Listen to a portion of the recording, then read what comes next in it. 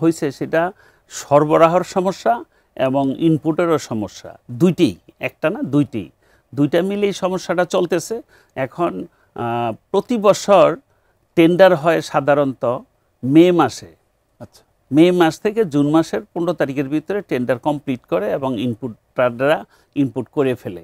তো এই বছর টেন্ডারটা পার্টিসিপেট করছি এবং টেন্ডারটা আহ্বান করছে 2 মাস পরে। মেতে করে নাই, জুন গেছে, জুলাই গেছে, আগস্টে টেন্ডার হয়েছে। তো টেন্ডার আমরা পার্টিসিপেট করছি এবং সেখানে কিছু জটিলতা আছে।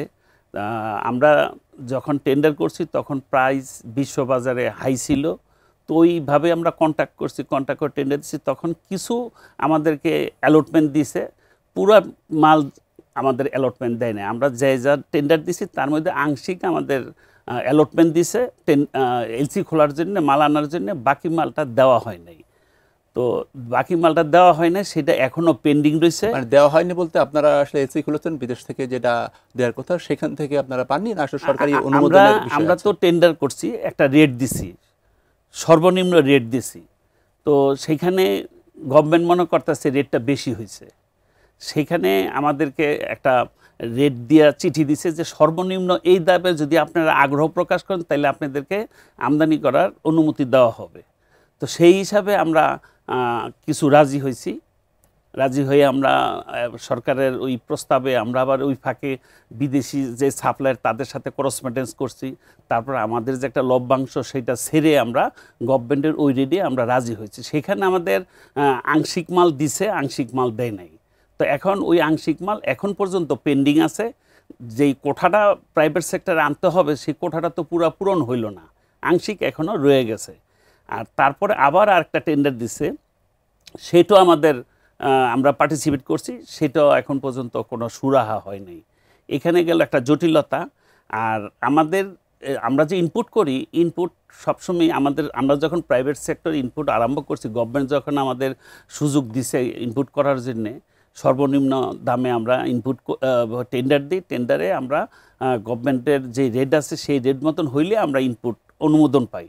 তো এখন দেখা যেতেছে যে আস্তে আস্তে বিএডিসি মাল বেশি আনতেছে গভর্নমেন্ট এখন বর্তমানে মাল আনতেছে প্রায় 70% থেকে 80%। 20% বা 25% মাল প্রাইভেট সেক্টর এখন আনতেছি।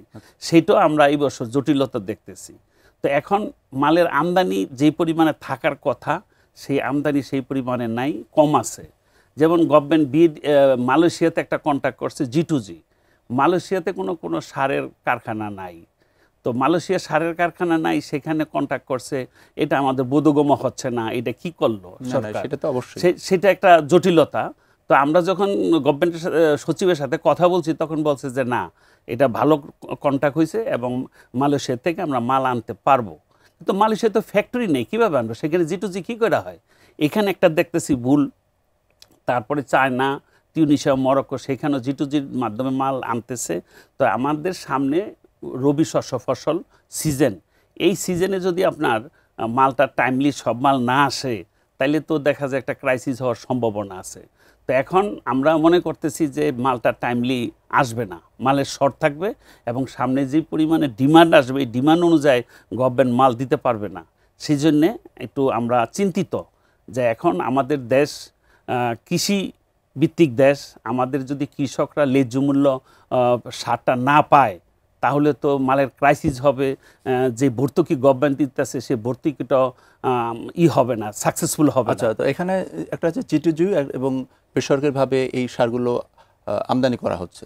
তো সেগুলো এই সারগুলো আনতে আসলে কত সময় লাগে? বেসরকারি পর্যায়ে আসলে কেমন লাগে? আর বিএডিসি যেভাবে আনছে সেটাতে আসলে কেমন লাগে? বিএডিসি আনতে যে সময় লাগে, প্রাইভেট সেক্টর আনতে সেই সময় লাগে, কারণ একইতে সময়ে তারাও জাহাজ আনে, আমরাও জাহাজ আনি। তবে এখানে আমাদেরটা একটু তড়িৎ গতিতে হয়। আমরা যেমন ইচ্ছা করলে সিদ্ধান্ত নিয়ে ফেলাই, এখন মালটা নিয়ে আসো, শিপমেন্ট দাও, এই দেশের না দিতে পারলে আরেক দেশ তো নিয়ে আসি। আর গভর্নমেন্টের তো সেখানে একটু বাধ্যবাধকতা আছে। তো মাল যে আসে আনতে, এলসি খোলার থেকে মালটা ডেস্টিনেশনে পৌঁছানো পর্যন্ত প্রায় 3 মাস লাগে।